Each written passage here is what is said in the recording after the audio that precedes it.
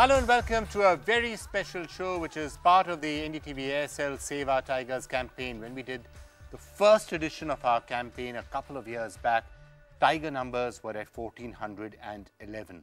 Now, as we begin the fourth edition of the campaign to save our tigers, the numbers are up to 2,226 as per the official census. And that, of course, makes us feel rather proud because as we've been campaigning since 2008, saving the tiger is something that should be a national priority.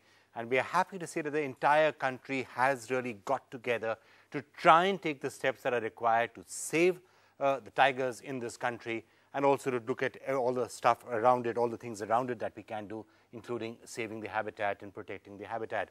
Now, where do we go from here? That's the big question to ask, and we have our key experts with us, starting with Anupam Vasudev, our partner from Aircel. Thanks a lot for being with us.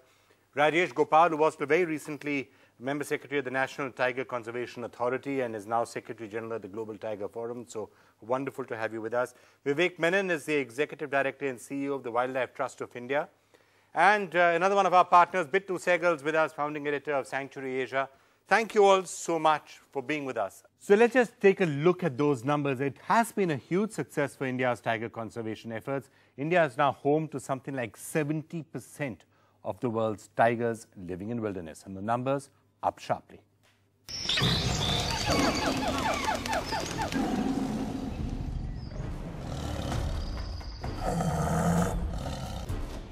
और हमारे 1706 थे जब हमने last गिना था, और तब से अब जो बढ़ा है वो आंकड़ा मैं आपके सामने रख रहा हूं, जो अभी टाइगर्स का आंकड़ा है.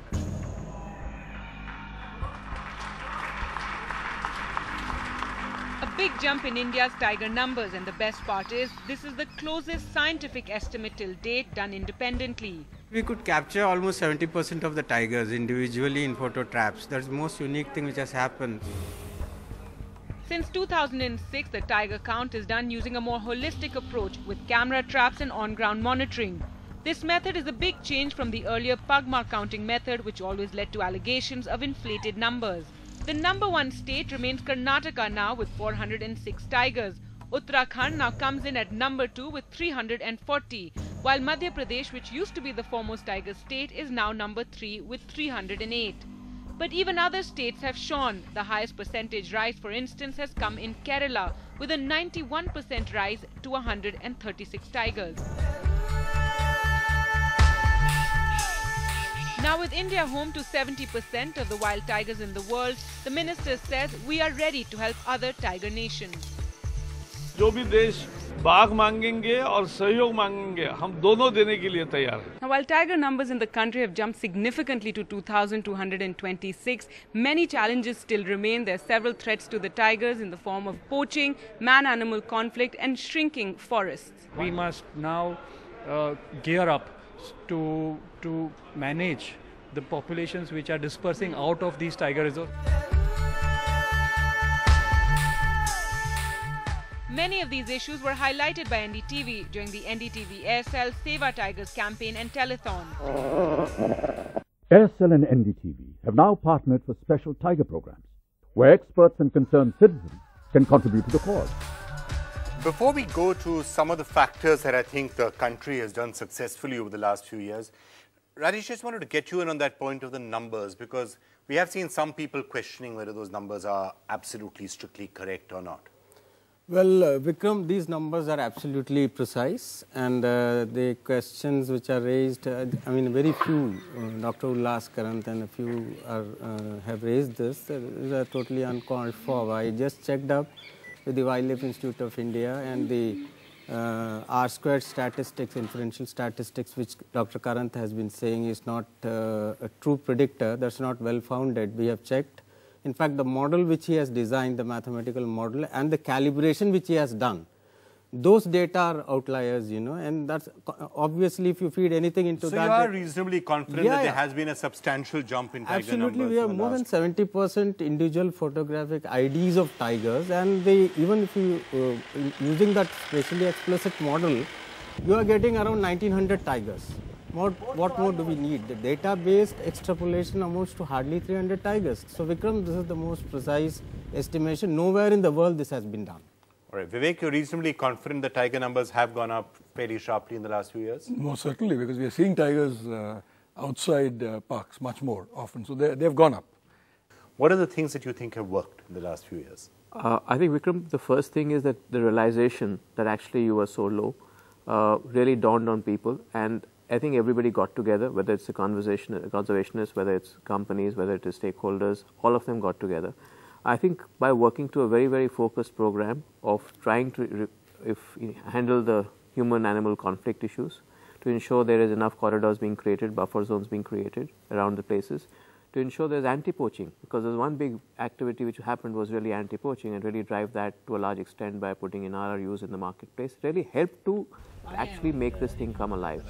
And the education which was happening around the system, where we did with school children or with people at large, that this was an issue, and really not an issue just about tiger, but really about our ecosystem which was at risk. That really, I think, really helped in the last 7-8 years. I mean, this campaign has been running now for the last 7 years at all. Yeah. So it's been consistently communicating, getting people at action on ground happening, has all come together, and the results of this come slowly, but they surely have come. Bitul, let me get you in on that point. Your sense of some of the winning things now, lots of strategies which were there in our campaign, and we can look at what's happened elsewhere. Going to the chief ministers, trying to persuade the states to actually do something about it, tiger protection forces, a lot of steps were thought of. Any that you would like to highlight as steps that may have made a positive impact?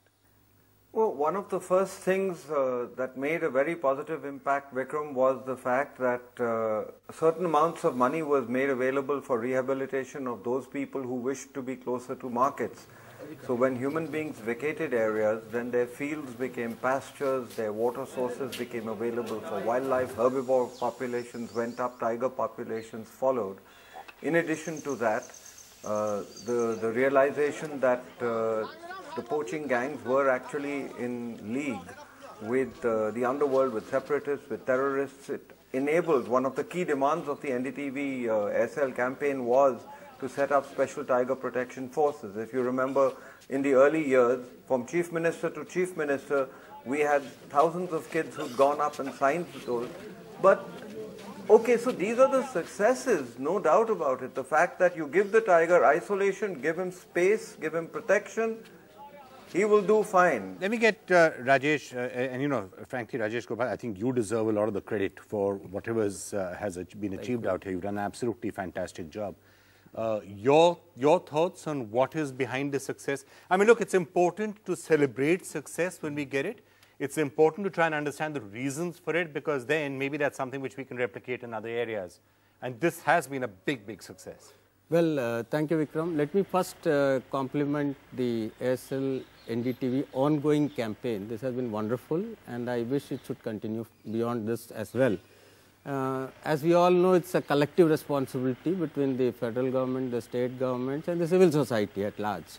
As Bittu pointed out, a lot of things happened. The civil society got activated, and the government of India and the states, the 18 tiger states, they took a lot of initiatives. As many as 50 initiatives were taken. And notable. Could you highlight some of the most important tiger reserves, for example? A lot of them were notified. A lot of tiger reserves were notified. Today we have more than 2.2% of the country's geographical area under the tiger reserves, Project Tiger coverage. Initially started with 9 reserves in 1973. Then the allocation was stepped up. And then the Special Tiger Protection Force, now it is in existence in almost 6 tiger reserves. Many more states have asked us for support and then asked the government of India for support. It's good to say that all of that is working well. Vivek, your thoughts? What's worked well? We should not be overconfident, because we had in 72 turned tiger conservation on its head and said, you know, we have done it in India. And then it all went down.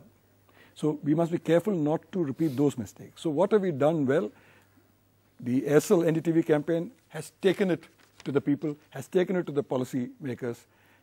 People like Dr. Rajesh Gopal and NTCA have made sure that the tiger reserves are doing stuff on the ground. And I think it's important to also commend the government for this, because state government after state government played a very proactive role. The chief ministers got all involved. Yeah. They delivered on their promises. One thing to make a commitment, you know, and say, yeah, we'll do X, Y, Z. most of them actually followed through. They took the steps that were required to save our tigers. So our thanks to all of them. I think they've also done a great job.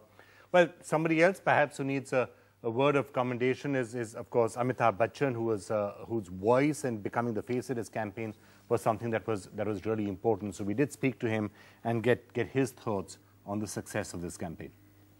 I'm most excited about this because it was in a telethon and my association with NDTV when we worked on this rather depressing figure of the number of tigers being in India being reduced to almost just 1,411.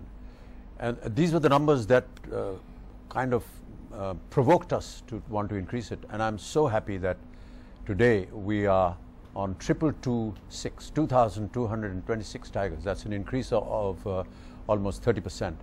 And I also read now that we're in a situation where we can export tiger cubs to other countries and allow the tiger population to increase even further. So very excited about it, and I'm happy to have been associated with Save the Tiger campaign and to have these wonderful numbers.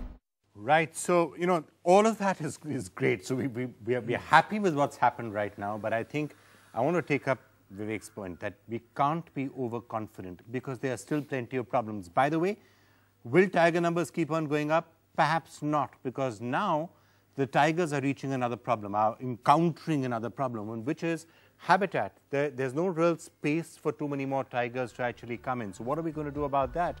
And what are the other threats and challenges that could come? So perhaps we should take a quick break, and then when we come back, what are the challenges going forward and why is it so important to keep on focusing on this?